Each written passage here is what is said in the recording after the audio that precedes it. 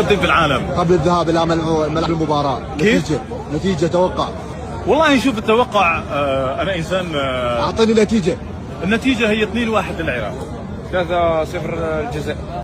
بالك والله العظيم هذا الفيديو هذا احسن مثال يعبر عن الانسلاخ الثقافي والهوياتي والتقنبيع الحضاري للامم الاخرى وخاصه المشرقيه. السيد هذا راح يحضر احتفاليه، راك فاهم، ويحضر منافسه في كره القدم كمشجع للفريق الوطني، ولا راك فاهم ولا لا، في بدون اي ضغط، ما كانش حاله لا امن، ما كانش حاله حرب، ما كانش واحد مارس عليه السطوه، من جاء انسان عراقي هكا، راك فاهم، بالك يوتيوبر ولا تيك توكر ولا مش عارف ولا مؤثر، ولا جا سقساه واش تتوقع النتيجه بين منتخبه العراق والسيد المنتخب تاعو الجزائري. ديريكت السيد هذاك ديريكت اونكيسي السطوه تاع هذاك، لانه منبطح ثقافيا، راك فاهم. اذا واش يدير؟ يبدل اللهجه، لانه العراقي هذاك طلع عليه السؤال باللهجه العراقيه عادي جدا، راك فاهمين ولا لا.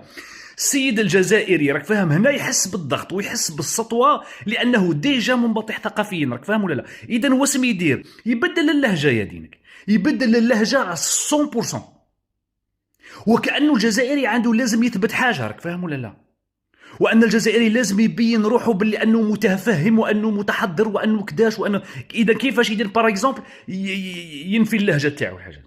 الحاجة الزوجة هو لابس المايو تاع لاجيري تاع ليكيب ناسيونال، وكيسقسوا على نتيجة المباراة قالوا المباراة الجزائر تخسر، يا دين الرب قالوا الجزائر تخسر ولعبها محلل وكداش ومنها، لأن الجزائر تلعب بضغط والعراق بكيسمو.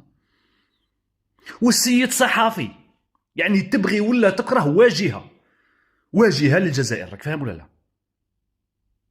انسلخ 100% من الجزائر. لو كان مشي هذاك المايو، قسما بالله لو كان مشي المايو تاع ليكيب ناسيونال وتشوف الاجابه تاعو، والله تقول ما جزائري، تقول عراقي. علاش الرب؟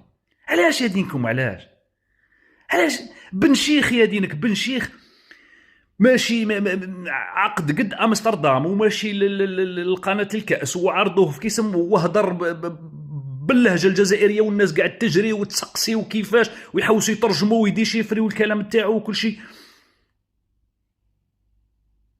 حشموا يا دين الرب، حشموا يا دينكم، حشموا.